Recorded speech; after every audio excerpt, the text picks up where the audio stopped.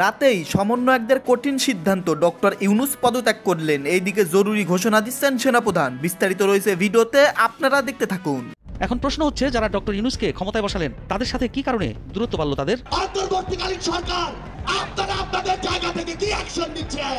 যারা ডক্টর ইউনূসকে ক্ষমতায় বসালো আজ তারাই তাকে নানা কারণে হুঁশিয়ারি দিচ্ছেন। তবে কি বিশ্বাস আর সম্পর্কে ফাটল ধরেছে? আমরা হুঁশিয়ারি করে বলতে চাই, আমরা আবারও রাজপথে নামবো। বাংলাদেশ সেনাবাহিনীর সেনাপ্রধান আছেন জেনারেল ওয়াকারুজ্জামান। তিনি যেই জরুরি বার্তা দিয়েছেন জাতির উদ্দেশ্যে, বর্তমানে যে অস্থিতিশীল একটা পরিবেশ চলছে সারা বাংলাদেশে, বিশেষ করে এই মুহূর্তে অন্তর্বর্তী সরকার ক্ষমতায় আসার পরে ছাত্র নেতৃবৃন্দ এবং জাতীয় নাগরিক কমিটির নেতারা নানাভাবে টার্গেট হচ্ছেন। বিভিন্ন সময় তারা হামলার শিকার হচ্ছেন। আসসালামু আলাইকুম সম্মানিত দর্শক, আজকের ভিডিওটি অত্যন্ত গুরুত্বপূর্ণ, আপনারা ভিডিওটি সম্পূর্ণ দেখবেন। সম্মানিত দর্শক মণ্ডলী, এবার সমন্বয়করা ডক্টর ইউনূসের বিরুদ্ধে দাঁড়াতে চলেছে। ডক্টর ইউনূসকে পদত্যাগ করাবে, ডক্টর ইউনূস পদত্যাগের সিদ্ধান্ত নিচ্ছেন। সম্মানিত দর্শক মণ্ডলী, সেনাপ্রধান জেনারেল ওয়াকারুজ্জামান কঠিন একটা সিদ্ধান্ত নিয়েছেন জরুরি ভিত্তিতে। আজকের ভিডিওটি দেখলে আপনারা বিস্তারিত বুঝতে পারবেন। দর্শক মণ্ডলী, বেশি কথা বাড়াবো না, আমরা সরাসরি মূল ভিডিওতে চলে যাব। আপনারা মনোযোগ সহকারে ভিডিওটি সম্পূর্ণ দেখতে থাকুন। অন্তর্বর্তী সরকারের সাথে হাসনাত সার্জিসদের সম্পর্কে কি দূরত্ব বাড়ছে? এমন প্রশ্ন ঘুরপাক খাচ্ছে বাতাসে। কথায় কথায় উপদেষ্টাদের বিরুদ্ধে সমন্বয়কদের হুঁশিয়ারি এই প্রশ্নকে আরো ভারী করে তুলছে। তবে কি এসব নিয়ে বিপাকে পড়েছেন ডক্টর ইউনূস? এখন প্রশ্ন হচ্ছে, যারা ডক্টর ইউনূসকে ক্ষমতায় বসালেন তাদের সাথে কি কারণে দূরত্ব বাড়ল তাদের? অন্তর্বর্তীকালীন সরকার আপনারা আপনাদের জায়গা থেকে কি অ্যাকশন নিচ্ছেন? 5 মাস পরে কেন আমাদের আবার শহীদ মিনারে এক হতে হলো? 5 আগস্ট ছাত্র জনতার অভ্যুত্থানে শেখ হাসিনার সরকার পতনের পর দেশে সৃষ্টি হয় এক অরাজক পরিস্থিতি। এই কঠিন সময়ে শিক্ষার্থীরা শান্তিতে নোবেলজয়ী ডক্টর মোহাম্মদ ইউনূসকে দেশে ফিরে জাতির হাল ধরার আহ্বান জানান। অন্তর্বর্তী সরকারের প্রধান উপদেষ্টা হিসেবে শপথ গ্রহণ করেন হাসনাত সার্জিস নাহিদ আসিফদের অনুরোধে। কিন্তু যারা ডক্টর ইউনূসকে ক্ষমতায় বসালো আজ তারাই তাকে নানা কারণে হুঁশিয়ারি দিচ্ছেন। তবে কি বিশ্বাস আর সম্পর্কে ফাটল ধরেছে? আমরা হুঁশিয়ারি করে বলতে চাই, আমরা আবারও রাজপথে নামবো। কথা ছিল বৈষম্য বিরোধী ছাত্র আন্দোলনের নেতৃত্ব 31 ডিসেম্বর কেন্দ্রীয় শহীদ মিনার থেকে জুলাই বিপ্লবের ঘোষণাপত্র প্রকাশ করবেন, কিন্তু তা হলো না। রাতারাতি বদলে গেল কর্মসূচি। একই সমাবেশস্থল, শুধু কর্মসূচি পরিবর্তন হয়ে গেল মার্চ ফর ইউনিটি বা ঐক্যের যাত্রায়। বাংলাদেশের বিভিন্ন প্রান্ত থেকে বৈষম্য বিরোধী ছাত্র আন্দোলন এবং জাতীয় নাগরিক কমিটির নেতাকর্মীরা জমায়েত হন শহীদ মিনারে। সোমবার রাত 2টার কিছু আগে কর্মসূচি বদলের ঘোষণা করেন বৈষম্য বিরোধী ছাত্র আন্দোলনের নেতৃত্ব। সোমবার রাতেই প্রধান উপদেষ্টার প্রেস উইং থেকে জানানো হয়, গণঅভ্যুত্থানের একটি ঘোষণাপত্র তৈরির বিষয়ে উদ্যোগী হয়েছে অন্তর্বর্তী সরকার। ডক্টর মোহাম্মদ ইউনূসের অন্তর্বর্তী সরকারের এই পদক্ষেপের পরেই নিজেদের কর্মসূচি বাতিলের সিদ্ধান্ত নেন বৈষম্য বিরোধী ছাত্র আন্দোলনের নেতৃত্ব। ইউনূসের প্রশাসন ঘোষণাপত্র প্রকাশের বিষয়ে উদ্যোগী হওয়ার কারণে আলাদা করে ঘোষণাপত্র প্রকাশের পথ থেকে পিছিয়ে আসেন তারা।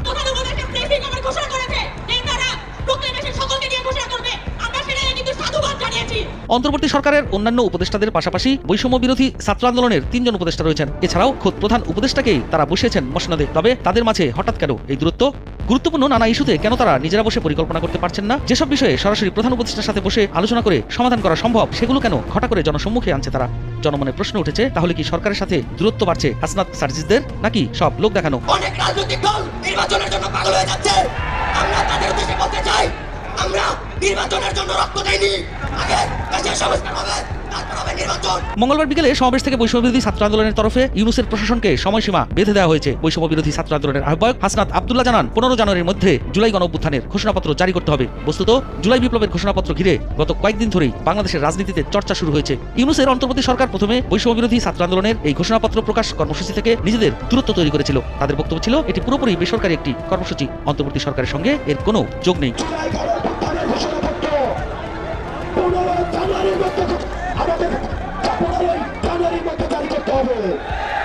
তবে সোমবার রাতে এক জরুরি প্রেস ব্রিফিংয়ে প্রধান উপদেষ্টার প্রেস সচিব শফিকুল আলম জানান, জাতীয় ঐক্যমতের ভিত্তিতে জুলাই গণঅভ্যুত্থানের একটি ঘোষণাপত্র তৈরি করতে উদ্যোগী হয়েছে অন্তর্বর্তী সরকার। এরপরেই বৈষম্য বিরোধী ছাত্র আন্দোলন ও জাতীয় নাগরিক কমিটির নেতারা নিজেদের মধ্যে একটি বৈঠকে বসেন। ওই বৈঠকের পরে রাত 1টা 45 মিনিট নাগাদ বৈষম্য বিরোধী ছাত্র আন্দোলনের তরফে ঘোষণাপত্র প্রকাশের কর্মসূচি বাতিলের সিদ্ধান্ত জানানো হয়। আমাদের এই জুলাই বিপ্লবের সামগ্রিক বিষয়গুলো একটি ঘোষণাপত্রে লিখিতভাবে লিপিবদ্ধ থাকা প্রয়োজন। আমরা আমাদের জায়গা থেকে মনে করি এই ঘোষণাটি আমাদের সামগ্রিকভাবে পুরো বাংলাদেশের একটি লিখিত দলিল হিসেবে থাকবে। সময় আর এখন করার কোনো সুযোগ নাই। নতুবা ছাত্র জনতা আবারও 3 তারিখের মতো এবং 31 ডিসেম্বরের মতো আবারও লাখে লাখে ছাত্র জনতা নেমে আসবে। দর্শক, আজকে আমাদের গুরুত্বপূর্ণ একটা বার্তা, যেটা আমাদের বর্তমান বাংলাদেশ সেনাবাহিনীর সেনাপ্রধান আছেন জেনারেল ওয়াকারুজ্জামান। তিনি যেই জরুরি বার্তা দিয়েছেন জাতির উদ্দেশ্যে, বর্তমানে যে অস্থিতিশীল একটা পরিবেশ চলছে সারা বাংলাদেশে, বিশেষ করে এই মুহূর্তে অন্তর্বর্তী সরকার ক্ষমতায় আসার পরে কিছু কিছু সেক্টরে আমরা দেখেছি যে অতীতে আসলে যখন এই ধরনের বিষয়গুলো ঘটতো তখন টেকনিক্যালি আওয়ামী লীগ সরকার এগুলাকে কিন্তু মানে যেমনি হোক এটা ম্যানেজ করতো, প্রয়োজনে হচ্ছে দমন করতো, বাট বিষয়গুলো আন্ডার কন্ট্রোলে ছিল। কিন্তু ডক্টর ইউনূসের সরকার আসার পর এই বিষয়গুলো একটা বিরাট আকার ধারণ করেছে। দেশের অর্থনীতি ক্ষতিগ্রস্ত হচ্ছে, প্রতিষ্ঠানগুলো ক্ষতিগ্রস্ত হচ্ছে। আমাদের জেনারেল ওয়াকারুজ্জামানের একটা ইন্টারভিউ নিয়েছে বাংলাদেশের প্রথম সারি গণমাধ্যম প্রথম আলো। তো সেখানে বেশ কিছু মন্তব্য ছিল, আর সেই জায়গা থেকে তিনি জাতির উদ্দেশ্যে একটা বিশেষ বার্তা দিয়েছেন। তিনি বলছেন যে আপনার সেনাবাহিনী প্রধান তিনি বলছেন যে বিশেষ করে রাজনীতিতে সেনাবাহিনী আসবে কিনা এরকম একটা কিন্তু আলোচনা চলছে, যে টেকনিক্যালি সেনা সমর্থিত একটা সরকার তৈরি হতে পারে, বা সেনাবাহিনী আপনার 111 সরকারের মতন বিএনপিকে মাইনাস করে হয়তো রাষ্ট্র ক্ষমতা গ্রহণ করতে পারে। তো সেনাপ্রধান বলছেন যে তিনি বাংলাদেশের জনগণকে আশ্বস্ত করতে চান, সেনাপ্রধান হিসাবে রাজনৈতিক কোনো অভিলাষ বা ইচ্ছা তার নাই। ইভেন সেনাবাহিনীকেও রাজনীতির বাহিরে তিনি রাখতে চান যতক্ষণ তিনি দায়িত্বশীল আছেন। আর অন্তর্বর্তী সরকারের যে কোনো ডাকে, মানে ডক্টর ইউনূস যখন যেই কাজে ডাক দেন, সেনাবাহিনীর তরফ থেকে সর্বোচ্চ পরিমাণ সহযোগিতা করা হবে। এছাড়া আরও একটা বিষয় তিনি যেটা এখানে আলোচনার মধ্যে নিয়ে আসছেন, সেটা হচ্ছে যে এই মুহূর্তে যে পরিবেশ পরিস্থিতি আছে রাজনৈতিক দলগুলোর বা এর বাইরে বিচ্ছিন্ন যে দলগুলোর, সেখান থেকে তার বক্তব্য যে 2025 সালে একটা দীর্ঘস্থায়ী শান্তির পথে আমাদেরকে যেতে হবে। সেজন্য সবাইকে একসঙ্গে চলতে হবে, সবাইকে ঐকমত্যে পৌঁছাতে হবে। মতপার্থক্য থাকতে পারে, কিন্তু জাতীয় স্বার্থে ঐকমত্য জরুরি। শান্তিপূর্ণ পরিবেশ বাংলাদেশে দরকার, অর্থনীতি এবং সামাজিক উন্নয়নের জন্য শান্তি এবং স্থিতিশীলতা খুবই জরুরি। আর এই দুটি বিষয় যদি না হয় তাহলে আপনার সুশাসন আসবে না। আর গুরুত্বপূর্ণ আরেকটা অংশ আমি যদি ওনার ইন্টারভিউর মধ্যে দেখি, যে দেশবাসী একটা ভালো নির্বাচন চায়, সুষ্ঠু, শান্তিপূর্ণ এবং উৎসবমুখর নির্বাচন চায়। অন্তর্বর্তী সরকারের প্রধানের সাথে আলোচনা করে তাদেরও একটা নির্বাচন হচ্ছে লক্ষ্য। তো তিনি বলছেন যে এটা প্রধান উপদেষ্টা নির্বাচনের সময় দিয়ে দিয়েছেন, সেটা ঠিক সময় আমরা অন্তর্বর্তী সরকারের নির্বাচনের রূপরেখা বাস্তবায়নে সকল ধরনের সহযোগিতা করব। এছাড়া এই যে ধরেন 2 দিন পরে পরে দাবি দাওয়া, বিশেষ করে বিভিন্ন প্রতিষ্ঠান, প্রাইভেট সেক্টর বা সরকারি সেক্টরগুলো থেকে সরকারের কাছে যে দাবি দেওয়ার ইস্যুগুলো আসছে, তো এগুলো নিয়ে তিনি তার খোলামেলা মন্তব্যটা ছিল এরকম যে বর্তমানে জটিল এবং কঠিন একটা সময়ের মধ্যে দিয়ে যাচ্ছে বাংলাদেশ। এই মুহূর্তে নিজেদের দাবি দাওয়াগুলো যেন আমরা সীমিত রাখি, সরকারকে যেন বিরক্ত না করি, তাহলে সেটা আমাদের আইন শৃঙ্খলা রক্ষায় সাহায্য করবে। এটার একটা অল্টারনেটিভ ইস্যু যদি আপনি বোঝেন, তিনি বলছেন যে এখন ধরেন কোথাও দাবি দাওয়া নিয়ে নামা হয় কি রাস্তাটা ব্লক করে, তারপর হচ্ছে ধরেন কোথাও গিয়া একটু বিশৃঙ্খল পরিবেশ ঘটে। যেমন আজকে মিরপুরে খেলা নিয়ে যে বিপিএল এর টিকিট না পেয়ে টিকিটের বুথ ভেঙে ফেলছে, ওই দিন গেট নিয়ে টানাটানি। তখন এইসব জায়গায় হয় কি প্রশাসনকে শক্ত ভূমিকা পালন করতে হয়। আবার প্রশাসন শক্ত ভূমিকা পালন করলে তখন জনগণের মধ্যে একটা আসে, এই যে দেখো শেখ হাসিনার পুলিশ এখনো খারাপ রয়ে গেছে, হ্যাঁ, এরকম শব্দটা আনে। সেনাবাহিনী নিয়েও কিন্তু টুকটাক বক্তব্য দিয়ে ফেলে। তো সেই কারণে সেনাপ্রধানের বক্তব্য হচ্ছে দেশের এই উদ্ভূত পরিস্থিতিতে এই দাবি দাওয়াগুলোকে একটু সীমিত রাখা, নির্বাচনকে নিয়ে একটা জাতীয় ঐক্যমত্যে পৌঁছানো, আর সেনাবাহিনী রাজনীতিতে আসবে এরকম নানান যে গসিপগুলো বা বিভিন্ন কন্টেন্টগুলো আসে, সেখানে তিনি স্পষ্ট একটা মেসেজ দিয়েছেন। বাংলাদেশ সেনাবাহিনী বা সেনাপ্রধান হিসাবে তিনি কখনোই রাষ্ট্রের এই রাজনৈতিক ইস্যুতে নাক গলাবে না। শুধুমাত্র অন্তর্বর্তী সরকারকে সহযোগিতার লক্ষ্যে যখন যে জায়গায় দরকার সেই জিনিসটাতে তারা সহযোগিতা করবে। আর আজকের দিনে বাংলাদেশের পক্ষ থেকে ভারতকেও একটা মেসেজ তিনি দিয়েছেন। তো আমরা চাই বাংলাদেশ সুষ্ঠু সুন্দর একটা পরিবেশ তৈরি হোক, গণতান্ত্রিক প্রক্রিয়ায় নির্বাচন হোক, দেশ এগিয়ে যাক। দর্শক, ছাত্র নেতৃবৃন্দ এবং জাতীয় নাগরিক কমিটির নেতারা নানাভাবে টার্গেট হচ্ছেন। বিভিন্ন সময় তারা হামলার শিকার হচ্ছেন। এর আগেও তারা গাড়ি দুর্ঘটনার শিকার হয়েছেন। বড় ধরনের ঘটনা ঘটেনি, কিন্তু যেভাবে ঘটনাগুলো ঘটছে তাতে কিন্তু তারা সরাসরি ব্যক্তিগতভাবে আক্রান্ত হওয়ার মতন উপক্রম। সর্বশেষ তারা ডিজিটাল হামলার শিকার হয়েছে। সেটা কিভাবে? তাদের ফেসবুক আইডি হ্যাকড হয়েছে। খবর হচ্ছে এই সমকালে কিছুক্ষণ আগে যেই খবরটি এসছে তাতে দেখা যাচ্ছে সার্জিস, হাসনাত সহ অনেকের ফেসবুক আইডি হ্যাকড।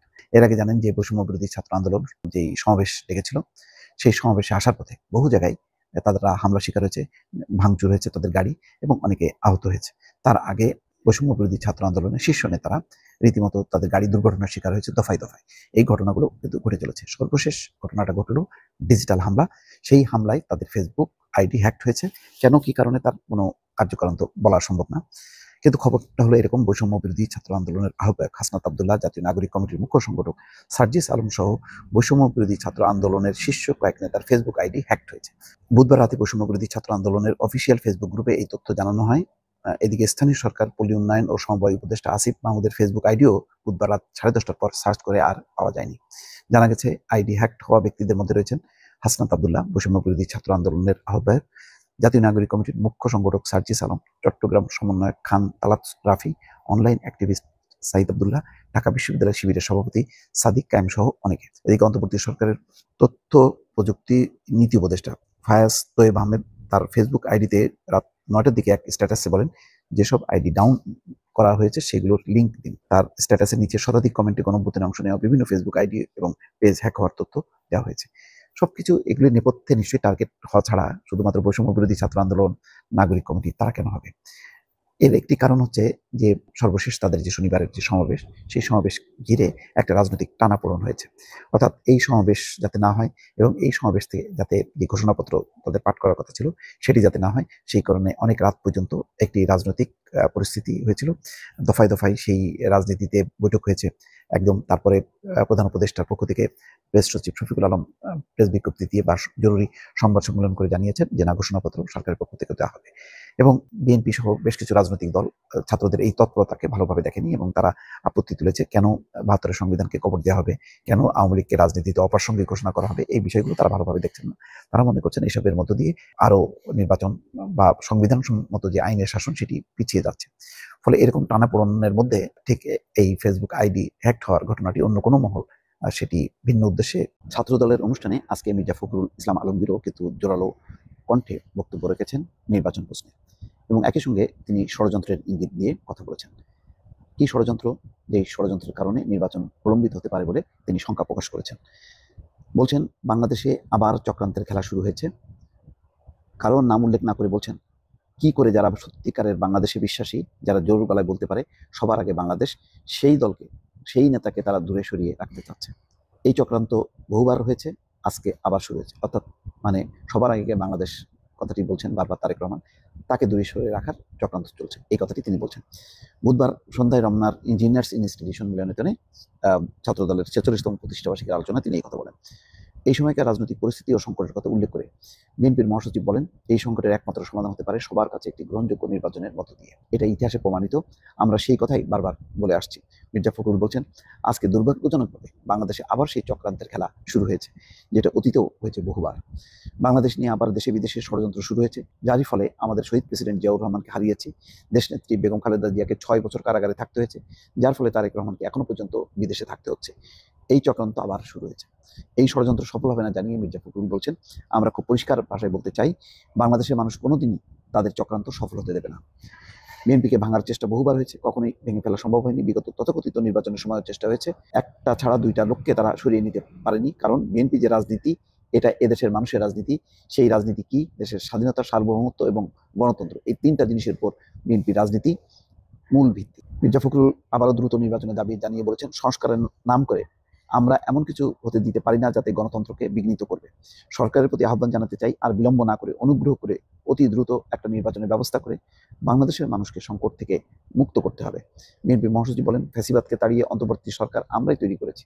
আমরা আশা করছি যে অন্তর্বর্তী সরকার ন্যূনতম যে সংস্কারগুলো প্রয়োজন, অর্থাৎ আমাদের নির্বাচন সংক্রান্ত যে সংস্কার, একটা লেভেল প্লেইং ফিল্ড তৈরি করা, প্রশাসন যন্ত্রকে ঠিক করা, বিচার ব্যবস্থাকে সংস্কার করা এবং ন্যূনতম অর্থনৈতিক সংস্কারগুলো করা, তার মধ্য দিয়ে একটি নির্বাচন অনুষ্ঠান করা যেটা সবার কাছে গ্রহণযোগ্য হবে। বক্তব্য শুরুতে অভ্যুত্থানের মাধ্যমে ফ্যাসিস্ট শেখ হাসিনাকে দেশ থেকে পালাতে বাধ্য করা সবার প্রতি, গণতন্ত্রের মানুষের প্রতি শ্রদ্ধা জানান বিএনপির মহাসচিব। যাই হোক, এখন মূল বিষয়টা হচ্ছে যে হঠাৎ করে নতুন রাজনৈতিক দল গঠন, তারপরে শহীদ মিনারে যে ঘোষণাপত্র পাঠ, এগুলি নিয়ে একটা রাজনৈতিক পরিস্থিতি ঘোলাটে হয়েছে।